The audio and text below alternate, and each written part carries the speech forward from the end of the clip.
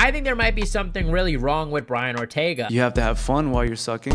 No, I'm not talking about that. But Brian Ortega has had one of the most unfortunate UFC careers as of late, from losing to the past two champions dominantly, to dealing with injuries, layoffs, and pullouts. Brian Ortega has not been given the best of luck lately, and it's even worse because fans have been noticing he's acting very weird these past few months, as well as many fans speculating, including myself, that Brian Ortega is looking like he might miss weight. We're gonna get into all that and more, so let me just jump into it, guys. But hit the subscribe button and all that. That really helps the channel. But Brian Ortega returned this year with a win against Jair Rodriguez after injuring his shoulder very badly in their first fight, which is definitely something I'm going to talk about in a little bit. But obviously a shoulder injury could be very dangerous. We see TJ Dillashaw, he retired from it. John Jones recently got injured with a battle when Yuri Prohaska did, if you guys recall. And especially for jiu-jitsu guys, like, they can get very easily injured just because it's so hard on your body. But Brian Ortega took a fight against Diego Lopes on 3 weeks notice on that UFC 303 card, and that week he seemed to be acting very weird, very negative, even admitting that there wasn't much to gain from a fight with Diego Lopes, making it seem like he was unmotivated. How do you view the stakes of this matchup?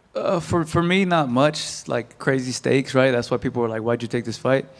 For him, obviously, it puts him in perfect title contention. And it doesn't end there. That week, Brian Ortega literally admitted to having violent fantasies about murdering his neighbors, which is what inspired that Purge walkout when he fought Alexander Volkanovski, and I can't believe that flew under my radar. But Brian Ortega could not cut to the featherweight limit and had to fight at 155 pounds, and it seemed like he would just miss weight, and that was that. But the next day it was revealed on the UFC broadcast that, yeah, Brian Ortega apparently got really sick and was not able to fight. Anyway, the fight between Ortega and Lopes was rebooked for this UFC Noche card, and it does seem like this week Brian Ortega is definitely in better spirits. However, there is that big dawning question that Brian Ortega had mentioned multiple times. He wants to move up to 155 pounds, so why is he taking a featherweight fight? And not only that, the pictures of the UFC fighters, you know, shirtless, doing their thing, all the pictures came out, and I think a lot of fans are paying attention to Brian Ortega. Now, look, I know you guys are probably like, I am the last person that should be talking about physical fitness. As I mention every time, I'm not here to shame Brian Ortega, right? Obviously, I am not in any position to criticize a high-level athlete for not being in shape. Period. I'm not gonna criticize. I'm not that stupid. But the facts are the facts. Just because there's a little more of me to love doesn't mean that I don't have eyes. And if you look at Brian Ortega in the past versus now, you could tell that there is a pretty big difference. And when you consider the fact that he was looking to move up in weight and was probably bulking up for that, it leaves a lot of question marks for me, honestly. And this could be one of two reasons, right? It could be mental, right? Brian Ortega has opened up in the past about some of his mental struggles, and obviously it happens to the best of us, of course, right? No judgment here, but I'm just worried, how will this affect his performance in the fight? This could be a very real possibility. Or number two, which I think is a little more likely in my opinion, I'm worried there's some sort of injury here. I mean, first off the bat, like I said, like, BJJ guys are a lot more prone to injuries than other guys, so it's definitely believable. In suffering a shoulder injury, we don't know how bad that is. There could be a lot of side effects, probably a lot of things that he's still dealing with, I'd imagine. I don't think you come back from an injury like that and come back 100% ever. That's just the truth, and that's just my opinion. So I'm worried this could be injury related, and of course that leads to not training as much, which leads to, yes, not cutting the weight like you're supposed to, and that's just what happens, and that could be the case in this fight. And if that's the case, Diego Lopes has been looking really good, right? Even Brian Ortega says he is a young, hungry dude, and with or without the injury, I would pick Diego Lopes, and that's my prediction. I just think he clearly hits very hard. Brian Ortega has been hit before, but I will say I think Diego Lopes has to be very careful in those scrambles. He can be very reckless. Obviously, Brian Ortega is a really good submission specialist, and I love Brian Ortega. I think he's one of the more underrated guys in the UFC for entertainment and everything like that. His jiu-jitsu is absolutely phenomenal, really fun to watch, so I will be rooting for him for sure, but I just worry, guys. Leave a like if you guys agree. Also, check out my other video where I predicted Sean O'Malley versus Merab, and I also made another video about Umar Nurmagomedov not deserving a title shot, and I explained why there. Thank you guys for watching. You guys are the best fan base in MMA. Let me know what you guys think in the comment section below, and I'll see you guys in the next one.